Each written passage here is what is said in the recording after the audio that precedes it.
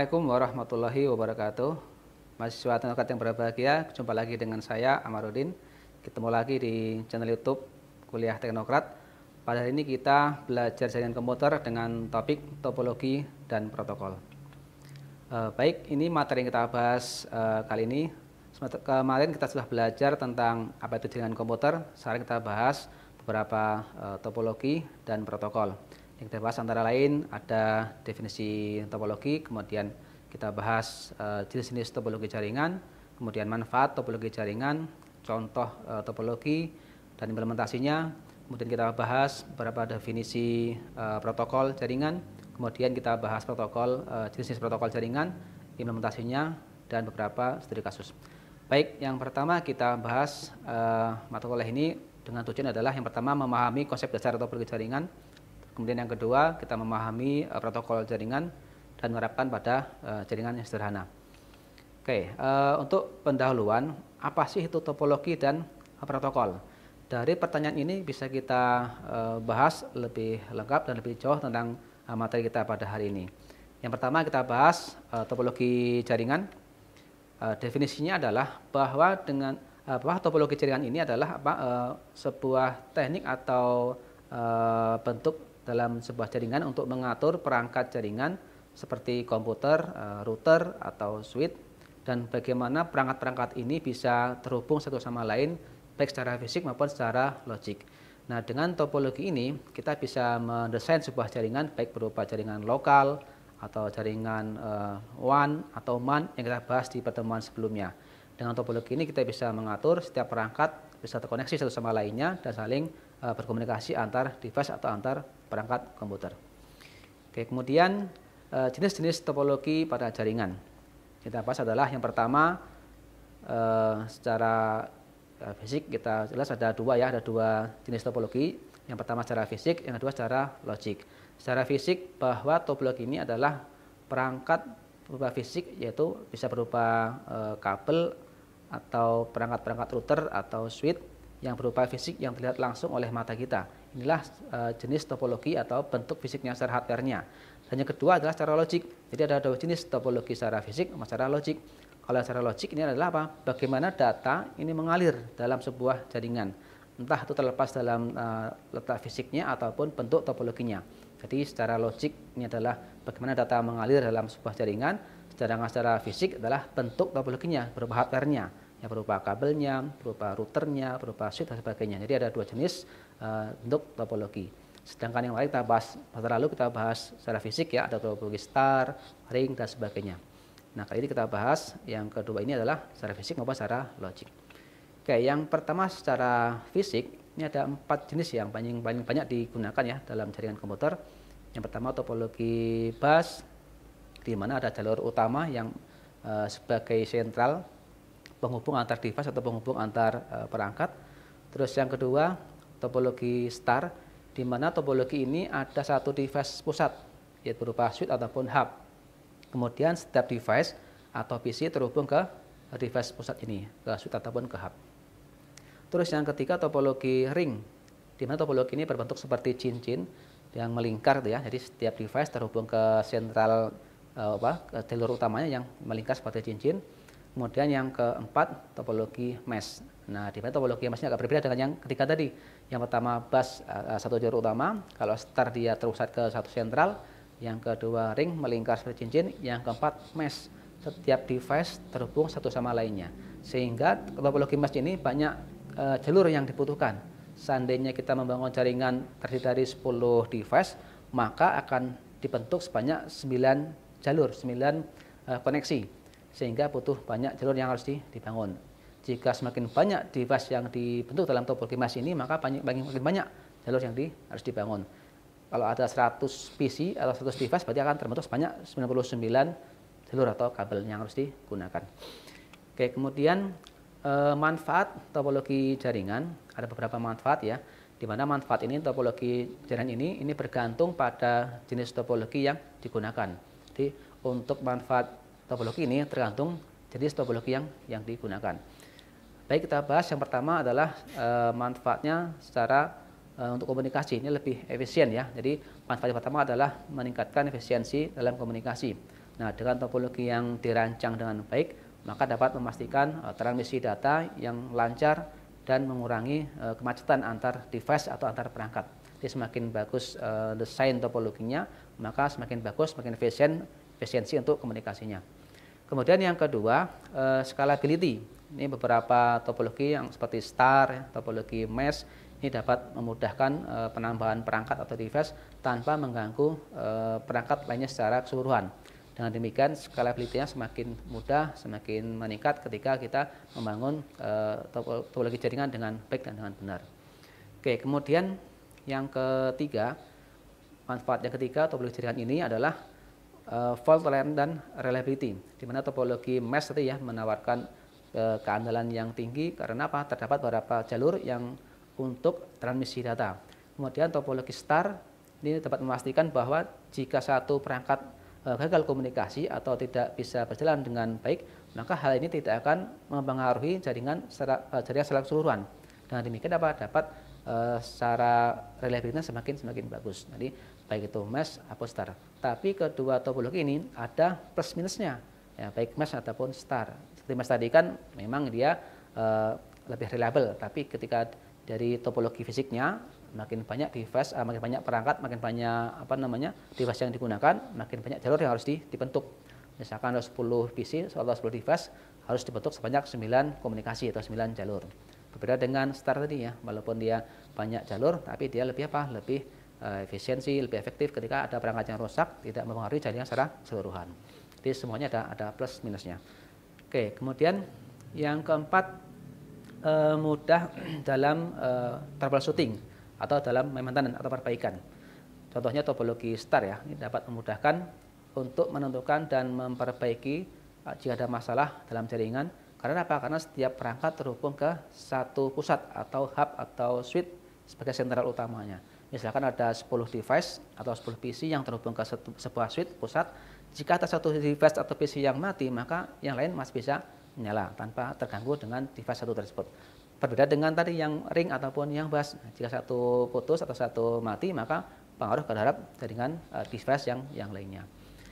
Kemudian yang kelima, untuk keamanan, security ya. Ini beberapa topologi juga bisa meningkatkan keamanan, misalkan dari topologi star, topologi ring. Ini dapat memungkinkan pengontrolan yang lebih baik atas akses jaringan dan keamanan data. Dengan topologi yang bagus, yang tepat membangunnya, maka dapat meningkatkan keamanan.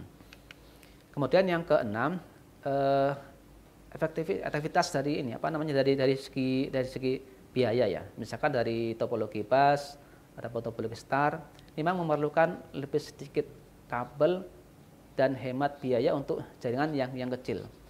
Nah, ini untuk yang topologi star ataupun bus. Berbeda dengan topologi lainnya ya, misalkan topologi mesh, topologi ring, itu beda lagi. Dia semakin untuk membangun jaringannya tergantung kebutuhan topologinya. Misalkan kita menginginkan topologinya untuk topologi star, ini cocoknya untuk seperti apa device secara fisiknya. Atau kita ingin membuat sebuah topologi bus atau topologi ring atau mesh. Jadi ketika akan membangun sebuah jaringan, kita lihat kebutuhannya seperti apa, baru kita pilih mau pakai topologi yang mana akan diterapkan. Oke, kemudian ini contoh implementasi topologi jaringan secara fisik ya. Secara fisik bisa kita lihat ada sebuah topologi star, di mana pada topologi ini menghubungkan beberapa device atau PC atau laptop yang terhubung ke sebuah sentral namanya switch. Kemudian dari situ terhubungkan dengan router dan routernya terhubungkan dengan switch lainnya. Nah, contoh topologi ini, misalkan ada satu PC atau laptop yang mati, maka PC yang lain masih bisa menyala, tidak terganggu dengan satu laptop yang mati atau yang rusak. Inilah contoh topologi star, di mana penerapannya bisa lebih efektif, lebih efisien ketika kita membuat sebuah topologi jaringan. Berbeda dengan topologi bus atau topologi ring yang kita lihat di slide sebelumnya tadi. Oke, kemudian yang kedua kita bahas protokol jaringan. Setelah kita bahas tadi topologi, sekarang kita bahas protokolnya. Apa itu protokol jaringan? Baik, protokol jaringan adalah serangkaian aturan atau standar yang menentukan cara perangkat berkomunikasi melalui jaringan. Jadi sebuah aturan standar secara internasional yang mengatur komunikasi antar device melalui jaringan. Ini dengan protokol ini untuk memastikan bahwa data dapat dikirimkan, diterima dan dipahami dengan benar di antara device, walaupun device-nya beda manufaktur atau beda sistem operasi. Ini bisa komunikasi dengan baik. Misalkan antara OS Windows dengan OS Linux dan sebagainya bisa komunikasi dengan baik jika menggunakan protokol yang benar. Dengan demikian, secara internasional itu diatur, ada aturannya namanya protokol. Oke. Kemudian jenis-jenis protokol secara umum dibagi 3 ya. Yang pertama protokol jaringan, yang kedua protokol keamanan, yang ketiga protokol manajemen. Baik, untuk topologi jaringan dibagi 3. Yang pertama berdasarkan komunikasinya, terus yang kedua berdasarkan keamanannya, yang ketiga berdasarkan manajemen. Kemudian untuk untuk protokol berdasarkan komunikasi, ini ada beberapa contoh, misalnya HTTPS, kemudian ada FTP, ada TCP, ada IP, UDP, dan lain-lain. Kemudian yang kedua, dari segi keamanan, ada beberapa contoh, misalnya ada SMTP, SSH, HTTPS, dan lain-lain. Kemudian untuk protokol yang ketiga, dengan secara manajemen, ada beberapa jenis, contohnya ada POP3, ada BGP, ada SNMP, ada DHCP, HCP, dan lain-lain. Nah, dari tiga kelompok ini yang paling banyak kita temukan, kita lihat dalam sebuah jaringan di mana ketiga-tiganya saling melengkapi dan digunakan secara bersamaan. Oke, yang pertama kita bahas terkait dengan komunikasi protokol ya. Tadi contohnya adalah HTTP atau TTPS, di mana HTTP atau Hypertext Transfer Protocol ini digunakan untuk menjelajahi website, yang ini dipakai untuk akses website. Untuk apa? Untuk menenkripsi data demi keamanan data dalam sebuah jaringan. Kemudian contoh untuk komunikasi protokol yang kedua adalah FTP atau File Transfer Protocol, di mana protokol ini standar yang digunakan untuk transfer berkas antara client server melalui jaringan TCP/IP. Terus contoh yang ketiga untuk komunikasi protokol adalah TCP/IP, di mana protokol ini merupakan fondasi internetnya, memastikan komunikasi yang antar device.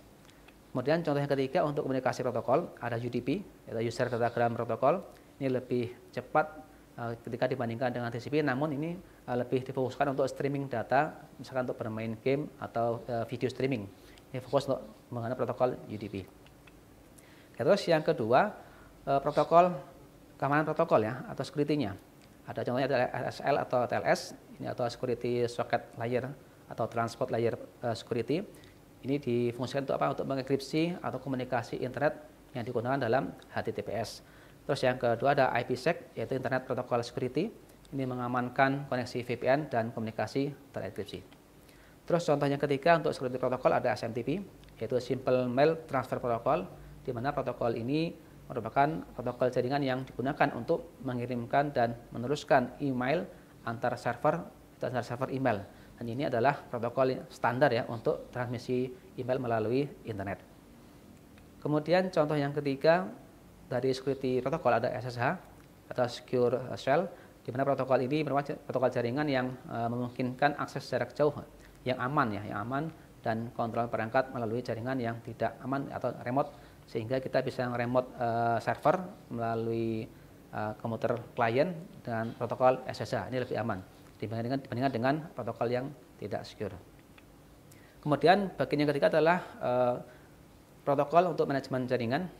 Ada beberapa contoh ya. Yang pertama adalah POP3 atau Post Office Protocol versi 3, di mana POP3 ini adalah protokol email yang digunakan untuk mengambil email dari server email ke perangkat lokal. Jadi dari server kita bisa akses dari klien, kemudian kita bisa mengambil data email ke server secara lokal.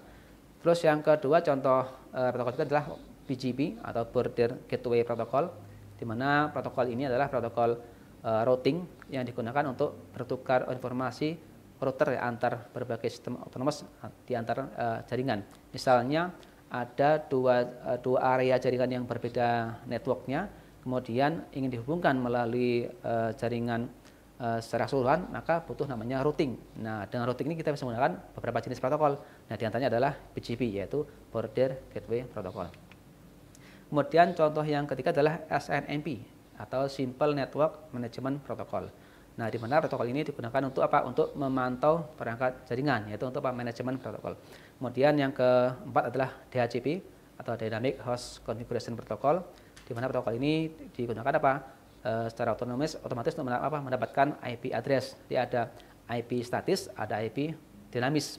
Kalau statis dapat IP-nya tetap, kalau dinamis kita pakai IP yang berubah-ubah secara otomatis. Namanya pakai protokol DHCP, Dynamic Host Configuration Protocol. Di mana dengan protokol ini kita dapat bisa konfigurasi mendapatkan IP secara otomatis tanpa IP yang statis. Kemudian yang berikutnya adalah ICMP ya, Internet Control Message Protocol, di mana protokol ini membantu untuk mendiagnosa masalah pada jaringan, misalkan menggunakan ping ya, ping untuk ngecek jaringan apakah ada trouble atau tidak, bisa kita gunakan protokol ICMP untuk ping atau untuk ngecek transmisi data pada sebuah jaringan menggunakan protokol ICMP atau ping. Kemudian ini contoh implementasi protokol dan topologi jaringan. Tadi kita bahas ada dua, secara fisik dan secara logik. Secara fisik kita lihat, ini menggunakan protokol menggunakan topologi star di satu device hub atau switch yang menghubungkan banyak perangkat di bawahnya atau perangkat lainnya. Kemudian dari switch dihubungkan ke sebuah router, dari router dihubungkan ke internet melalui modem. Ini secara fisik adalah topologi star. Namun secara logik bisa kita lihat data dari internet kalau ingin masuk dalam jaringan lokal ke handphone atau ke PC harus melalui modem, melalui router baru ke switch atau hub. Nah, tanpa adanya protokol yang mengatur komunikasi data ini, maka mustahil bisa terjadi transmisi data. Nah, dengan demikian dibutuhkan namanya topologi, harus benar topologinya. Yang kedua dibutuhkan protokolnya, apakah protokol HTTP atau protokol FTP dan lain-lain. Ya, semua tergantung kebutuhan untuk apa jaringan ini akan dibangun. Dan ini kita bisa menentukan topologi yang seperti apa dan protokol apa yang harus digunakan. Inilah contoh implementasi sebuah jaringan untuk penerapan dari protokol dan topologi jaringan. Oke, kemudian kita simpulkan untuk pertemuan kita hari ini bahwa topologi jaringan adalah untuk mengacu pada tata letak fisik atau logik ya dari perangkat dan koneksi jaringan, di mana topologi ini menentukan bagaimana data mengalir dan mempengaruhi kinerja atau stabilitas dan keandalan jaringan komputer. Terus yang kedua kita bahas protokol pada jaringan komputer ya, bahwa dan protokol ini sebuah aturan atau standar yang mengatur bagaimana perangkat berkomunikasi satu sama lain melalui jaringan, yaitu melalui jaringan. Kemudian protokol ini memastikan transmisi data yang aman, andal, dan efisien. Dan demikian dengan adanya topologi yang bagus, protokol yang tepat, maka terbentuklah sebuah jaringan yang bagus dan bisa digunakan dengan baik. Baik, demikian materi yang kita bahas hari ini. Jika ada pertanyaan, silahkan kita bahas, silahkan kita diskusi. Saya akhiri, selamat siang. Assalamualaikum warahmatullahi wabarakatuh.